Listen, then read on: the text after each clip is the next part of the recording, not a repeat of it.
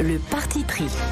Bonjour Aurélie Trouvé. Bonjour Sébastien Krebs, bonne année. Bonne année à vous, meilleurs vœux. Merci de nous rejoindre en direct ce matin sur le plateau d'RMC, RMC Story. Vous êtes député La France Insoumise de Seine-Saint-Denis. Vous avez regardé le président de la République hier soir à 20h. Vous aussi, vous diriez qu'Emmanuel Macron nous a envoyé en guise de vœux des malédictions. C'est l'expression utilisée par Jean-Luc Mélenchon. Oui, des malédictions, enfin des vœux de malheur, puisqu'il nous dit qu'il veut accélérer sa politique. Or, sa politique, les résultats sont assez clairs. Le pouvoir d'achat s'est effondré cette année pour beaucoup d'entre nous. Parce qu'aussi, et je sais que beaucoup en souffrent, eh bien c'est de plus en plus difficile de boucler les fins de mois. Et je le dis à toutes les Françaises et tous les Français, il n'y a pas de fatalité.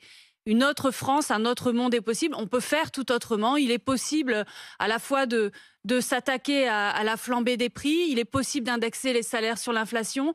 Il est possible aussi d'avoir la retraite à 60 ans. Je sais que pour beaucoup de Français, ils se sont fait voler. Tous, on s'est fait voler 2 ans de retraite cette année.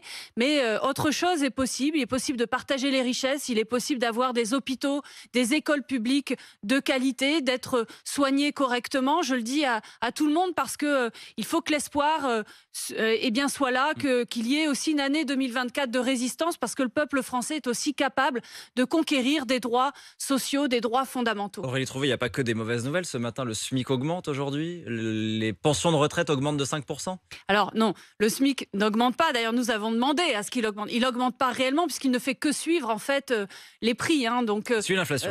Voilà, il suit l'inflation. Nous avons demandé à la France Insoumise dans la NUPES que le SMIC soit réellement augmenté.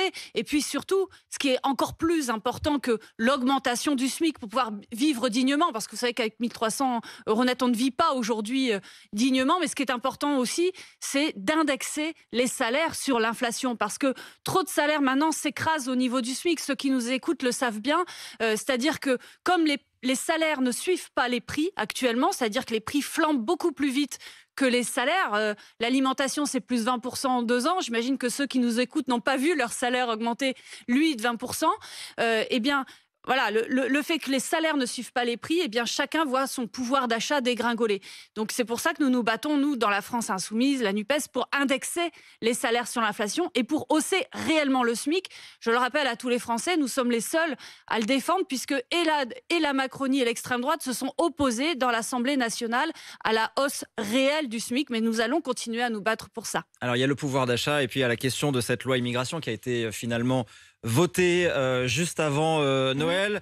Nous le révélions sur RMC dans les indiscrets RMC. Vous appelez, vous, la France Insoumise, avec les autres partis de gauche, avec d'autres collectifs d'associations notamment, et des syndicats, à manifester le 14 janvier contre cette loi immigration.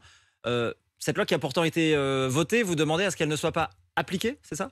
Ça a été déjà le cas dans l'histoire. Par exemple, le contrat première embauche en 2006, moi, c'était mes premières grandes mobilisations, quand j'étais jeune. Et on a réussi à ce que la loi ne soit pas promulguée parce que c'était une loi injuste et cruelle. Et je crois que cette loi migration, elle est injuste et cruelle, mais surtout, elle est grave pour la République.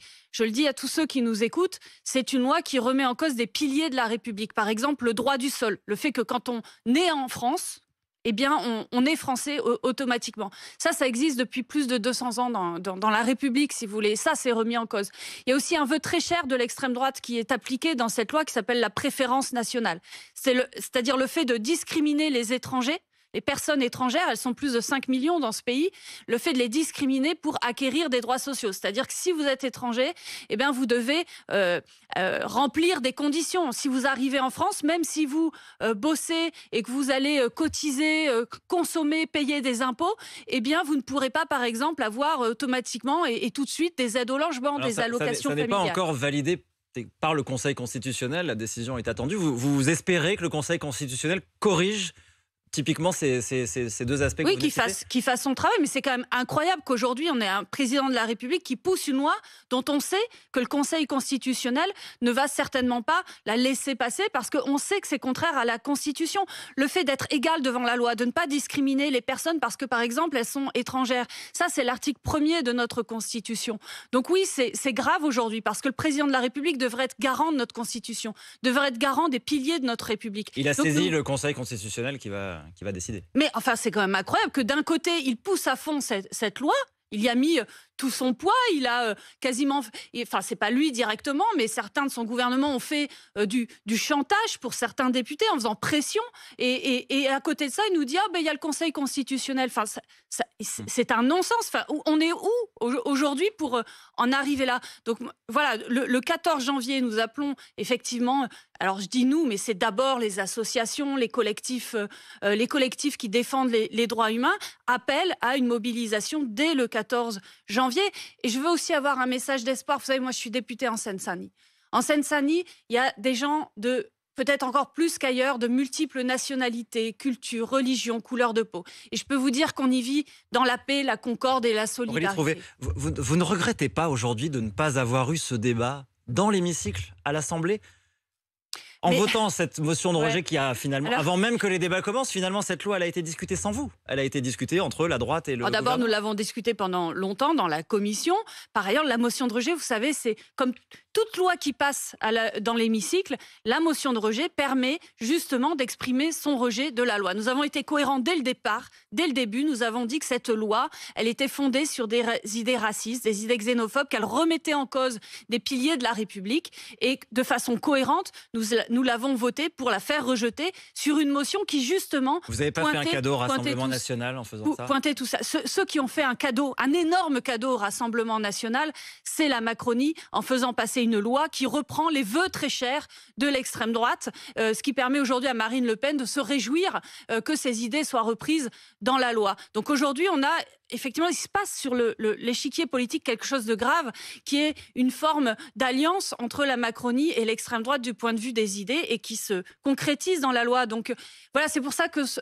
Voilà, on est le premier jour de 2024 et moi je veux dire à tout le monde surtout ce message d'espoir. Oui, nous pouvons faire autrement. Oui, nous devons être, c'est vrai aussi à gauche, la NUPES, la France Insoumise, nous avons aussi une responsabilité d'être cette alternative, une alternative qui fasse qu'on partage les richesses, qui fasse qu'on ait une vraie bifurcation écologique, qu'on ait une 6e République. Tout ça, c'est le programme de la NUPES.